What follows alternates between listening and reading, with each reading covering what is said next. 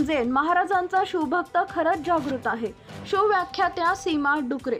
ज्या दिवशी सुंदर मुलगी चौकातून येते त्यावेळी आदरानं तुमची मान खाली झुकते, त्या दिवशी मी समजेल महाराजांचा शिवभक्त खरंच जागृत आहे, असं प्रतिपादन शिवव्याख्याता सीमा डुकरे यांनी शिरूर तालुक्यातील श्री क्षेत्र विठ्ठलवाडी इथं केले.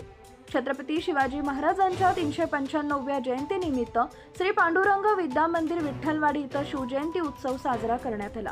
त्या कार्यक्रमात शिवव्याख्यात्या सीमा डुकरे बोलत होत्या.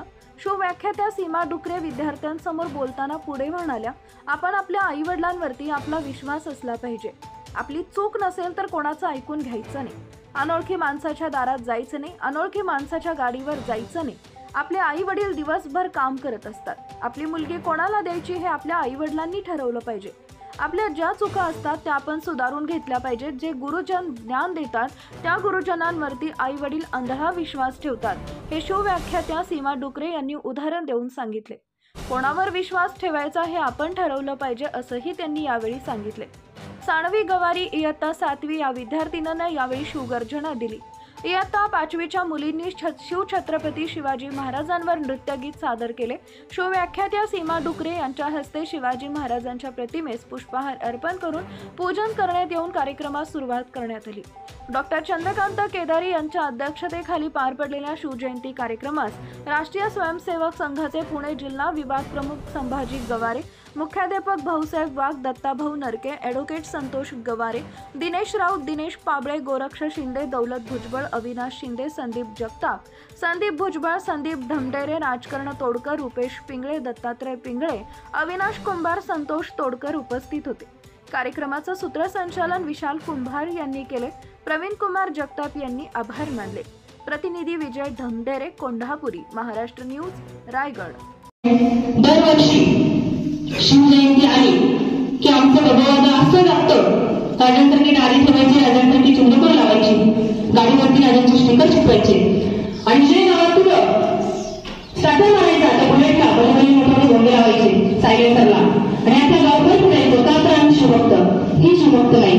ज्या दिवशी तुम्ही चौकातून जाता आणि समोरून येताना सुंदर मुली येते, तुमची नजर वासूच्या दिवशी नाही आता आधारे खाली उठते, त्या दिवशी मी समजेल का हा महाराष्ट्राचा शिवभक्त खरंच अजून जागृत आहे.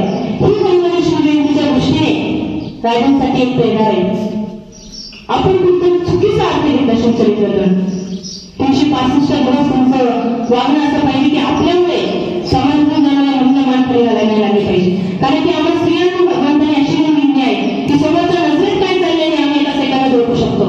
तुम्हाला पण म्हणून सांगते, जीवन जगत असताना कुणावरती आजकाल विश्वास ठेवू नका. तुमचे नातेवाईक असू द्या, तुमचे अनोळखी व्यक्ती असू द्या, कुणावरती विश्वास ठेवू नका. फक्त जन्मदात्या आई वडिलांवर तुमचा विश्वास असला पाहिजे. कारण की मला सांगायला अक्षरशः वाईट वाटतं, 6, 7, 8 वर्षांच्या मुलीवरती रेप होतात. कुठेतरी आपण पालक म्हणून चुकतो. रिसेंटली सगळी घटना ऐकली नांदेडची. आता इथे खूप मोठ्या भोजन वर्ग उपस्थित आहे. तुम्ही वाईट वाटून म्हणू नका, पण तुम्हाला सांगण्याचा माणूस फक्त एवढा आहे. नांदेडमधली घटना आणि त्या दिवशी मुलगा इतकी ती चालली तर ती जी मुलगी होती, मोदीची विद्यार्थिनी होती.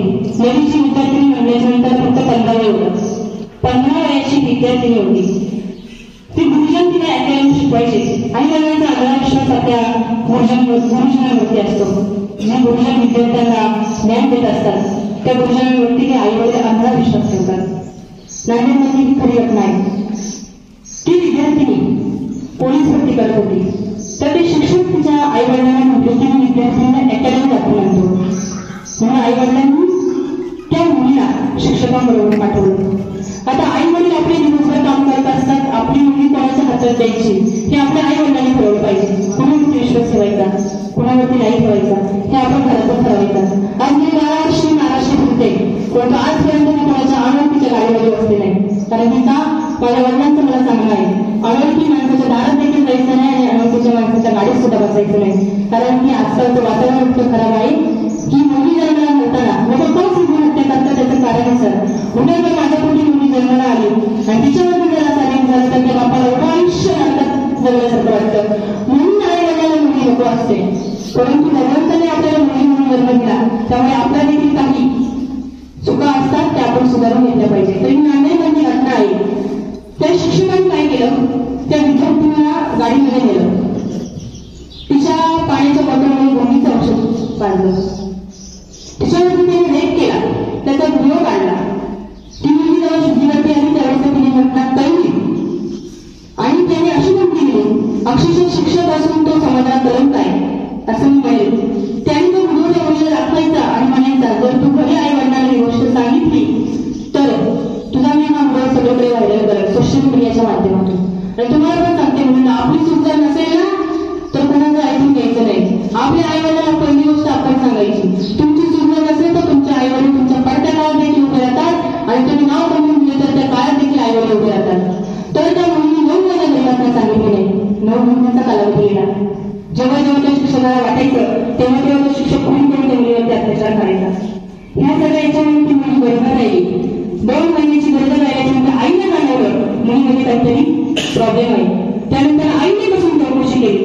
त्यावेळेस असं समजलं का मांडणारा त्या मुलीवरती अत्याचार करतो. पण तुम्ही सांगा, विश्वास कोणावरती ठेवायचा आई वडिलांनी? फक्त तुम्हाला मुलीने सांगते जन्मदाते आई वडिलांवरती आपला विश्वास असला पाहिजे. म्हणून कलियुग चालू आहे, कलीचा वारा आहे. त्याच्यामुळे जगत असताना तुम्ही मुली म्हणून सांगते प्रत्येक पाऊल आपलं फुकून ठेवलं पाहिजे. घटना घडून गेल्याच्यानंतर कॅन्डल मार्च काढून ठेवू नये. घटना होण्यापूर्वी आपण सक्षम असलं पाहिजे.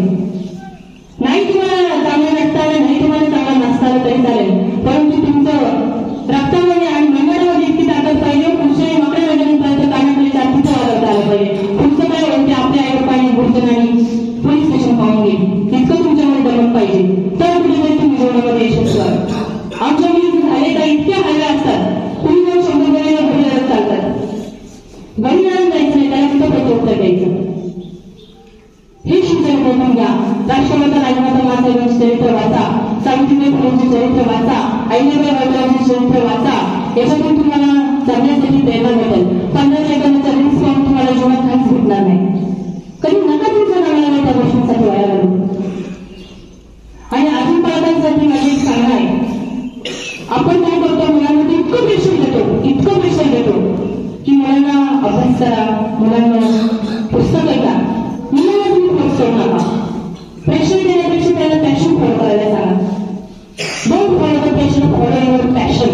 ज्यात तुमची आवड आहे ना ती तुमच्या आई वडिलांना समजून सांगा.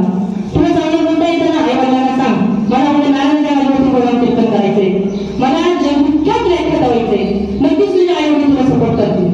ज्या मुलाला स्पोर्ट आवडतं, ज्या मुलाला खेळ आवडतो त्या मुलाने आई वडिलांना सांगा, नाही मला इथे चांगलं लोक चालत नाही, मला मुलं कळत, हा पण मी खेळ चांगला करू शकतो, मला तुम्ही खेळासाठी सपोर्ट करा. सचिन तेंडुलकरच्या वडिलांनी रमेश तेंडुलकरांना सांगितलं असतं की माझ्या मुलाला उन्हाळा कलेक्टर करायचं जमलं असतं. त्यांच्या आई वडिलांनी ओळखलं, हा माझा मुलगा क्रिकेट चांगले करू शकतो. लता दीदीला घेणं मनुष्य म्हटले असते तर दिदी तू माझी सारखा ठुमका लाव, जमलं असतं नसतं जमलं. आपल्याला काय आवडतं, आपली कशामध्ये आवड आहे हे आपल्या आई वडिलांना फक्त आपल्याला माहित असतं.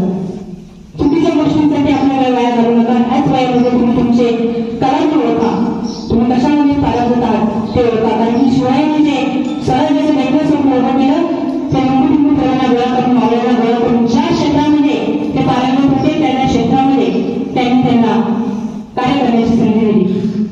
तुम्हाला सर्वांना मी जर शिवाजी इथून सांगायला चालू केलं तर मला Subscribe now and press the bell icon. Never miss an update.